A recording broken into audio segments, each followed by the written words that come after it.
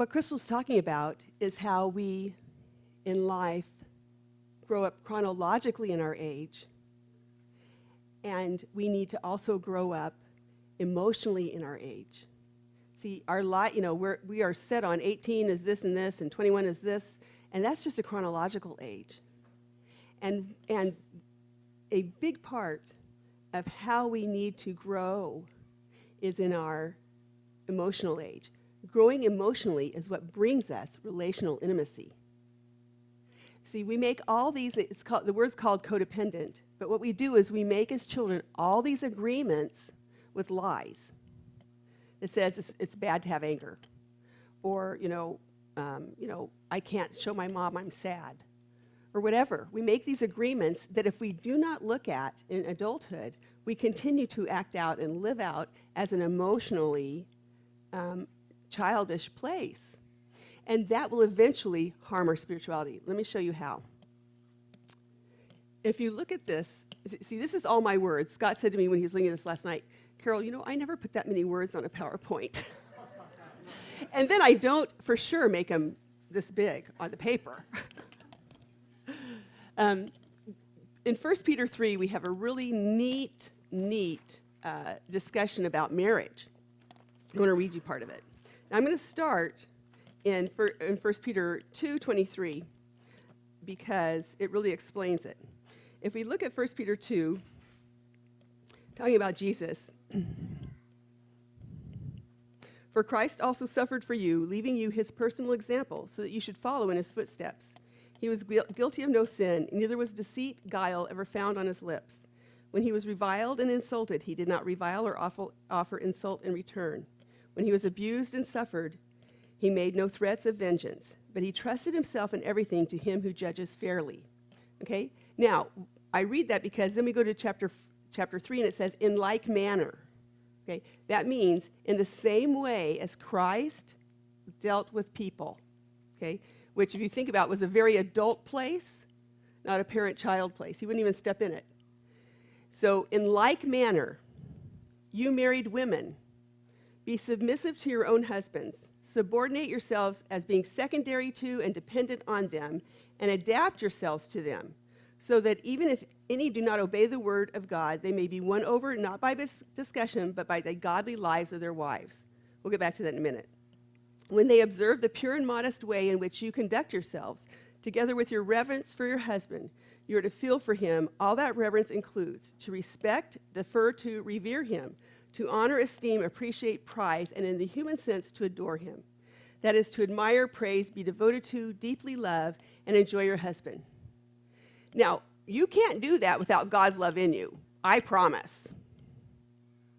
You can't. Okay? And what I'm talking about is something called goodwill, and we'll talk about that more in a minute. Okay? But you have goodwill for your husband, and we'll talk about that in just a minute.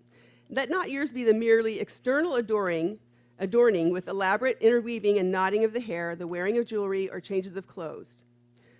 Now, that would be an intensity place and a deprivation place, getting all dolled up on the outside, okay, trying to fix what's inside. That would be on the deprivation area. But here's the abundant side.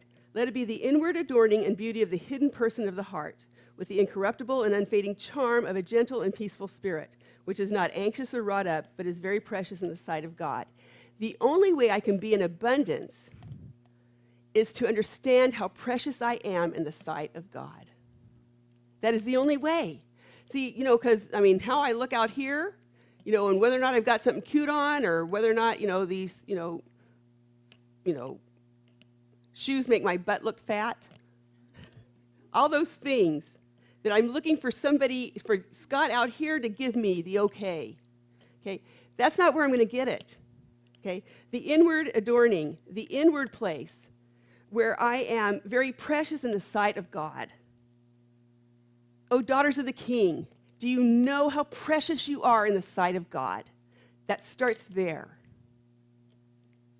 For it was thus that the pious women of old who hoped in God were accustomed to beauty themselves and were submissive to their husbands, adapting themselves to them as themselves secondary and dependent on them. Their choice was God first, by the way.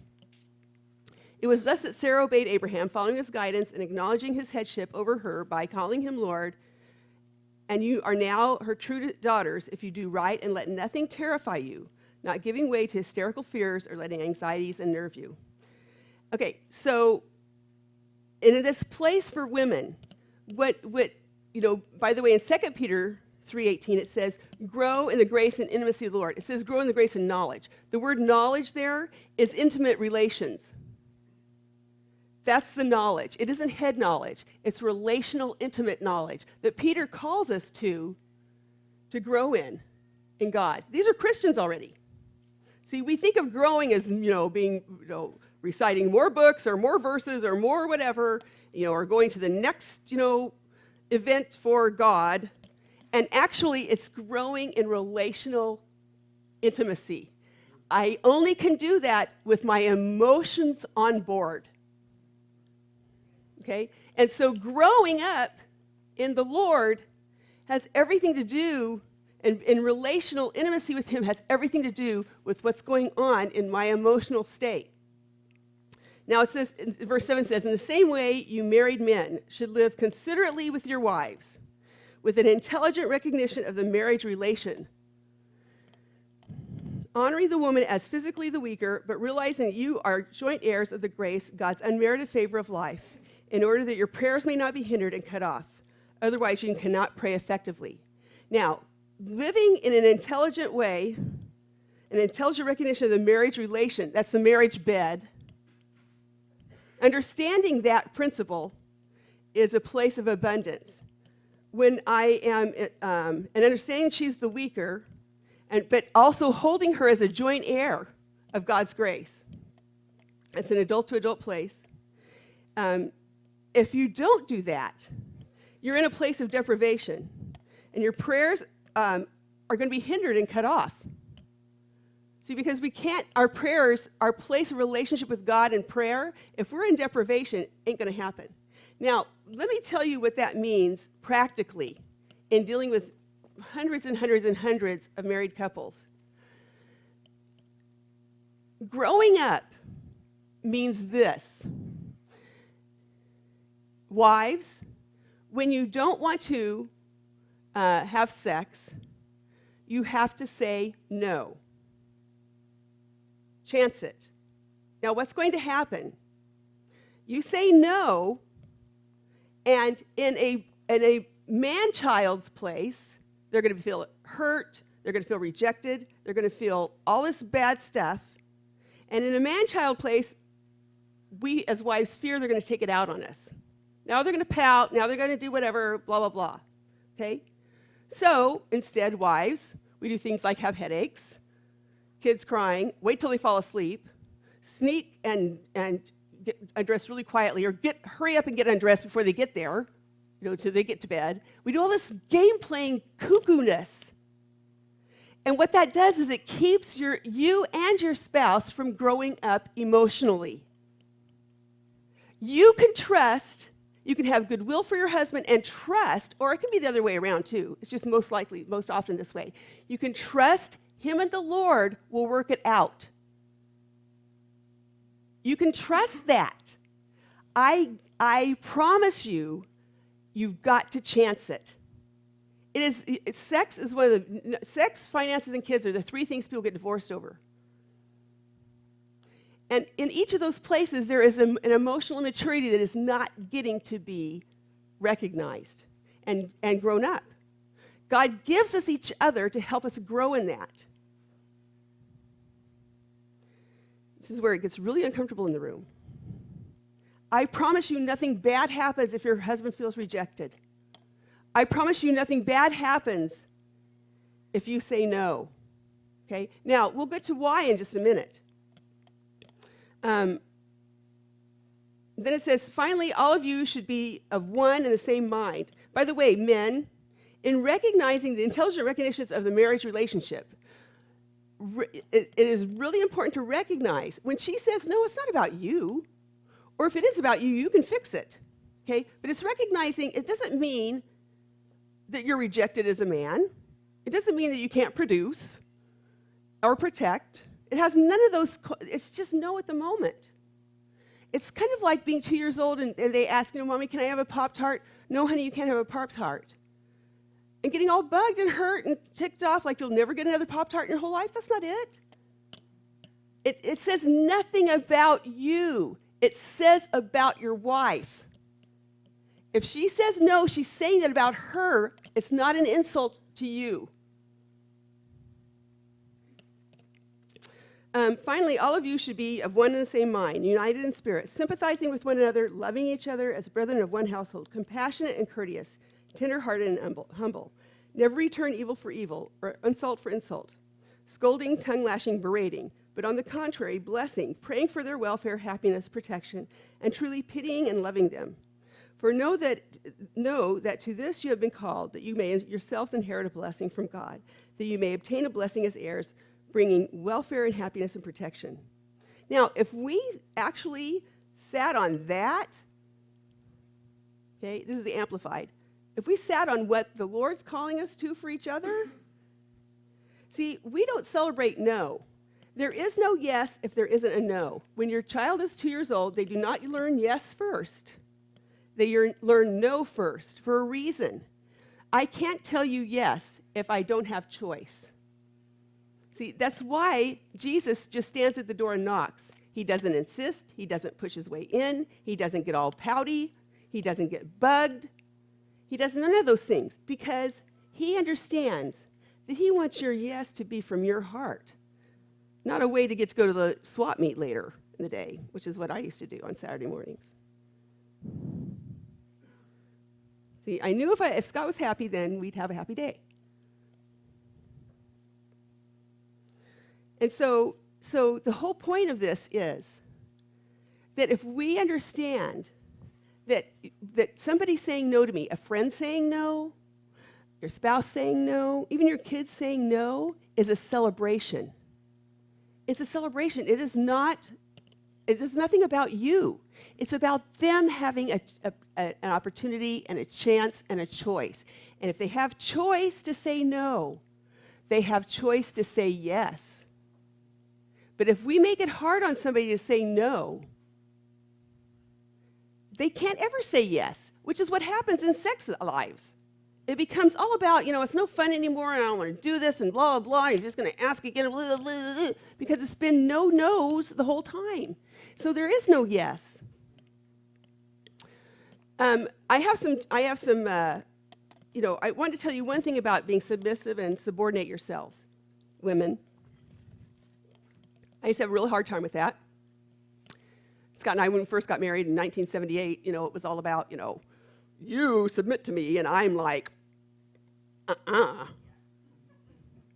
And it was a big, huge issue. Well, by the way, Peter didn't tell men to have their wives submit to them. If you are bringing up that you're supposed to be in subjection to me, you're so on the wrong page. See, he told women to want to gift submission.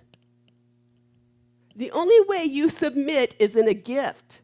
It isn't in a have to. It's the only way you submit is in a gift. Husbands, if you have a wife who is submitting to you, take it as a humongous gift. Huge gift. Now, what does that mean to submit? Well, first of all, by the way, remember, firstly, you are in like manner submitting to the Lord. The Lord is the whole head covering over this. It isn't like I submit to doing something my husband thinks that my husband wants me to do that's sinful because I have a covering over me that's the Lord. Okay? Now, but there's a difference between needs and wants. In Relationship Road, our needs are in abundance, and our needs are taken care of in abundance. In deprivation, our wants take over trying to get what we need, okay? Because our needs are not going to be taken care of in deprivation. Our wants are. So I can be over here in getting my needs met and being in abundance. And, wants aren't that big a deal. It's the same thing. It's like when you've eaten the whole Thanksgiving meal and you don't want to eat pizza. You're full. Over here, in deprivation, I start demanding and greedy grabbing and wanting. Okay? Now, how does that work in submission? I would suggest that a tool you can use is this a need or is this a want? My wants, absolutely, you know what? I submit easily. No, piece of cake. Piece of cake. You know, Scott, I want to go do blah, blah, blah. Carol, I really don't want to. Okay, can we work it out how we can do this? No, you know, I just, okay, go. It's okay. I'm going to submit to that. My needs are a different story in this respect. I may have a need to, let's say,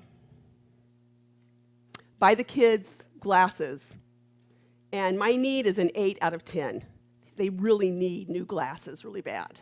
Money's super tight, and I go talk to Scott. Hey, Scott, we need to get glasses for Joey.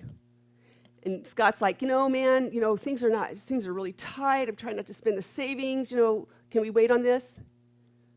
I'm going to come back and say, okay, honey, this need is an 8. I'm going to give him that information, okay? Because now his need to not spend the money is a 6. Now we're going to understand each other. Now, as a servant leader, husbands, what would you do? If you understand Joey needs glasses as an 8, and your need to save the money as a 6, you're going to do it. You get the opportunity. Women, give them the opportunity to give you, to be a servant leader. Give them that opportunity to provide, okay? But you need a number on it. Because I always say, hey, can Joey have glasses? No, honey, not this month. Great. Okay, and Joey's standing like this at the chalkboard trying to see. But Dad doesn't know that, and his amygdala isn't that lit up anyway. Okay? So give each other a scoring need. When you have a need, decide if it's a need or a want, and then give it a score for your partner. It makes it pretty easy. A lot easier than the whole mismatched fighting, mess we get into just because of not clearly communicating. But first of all, see if you're in a need or a want. If you're in a want, you may be in a place of deprivation that you need to go get a need met.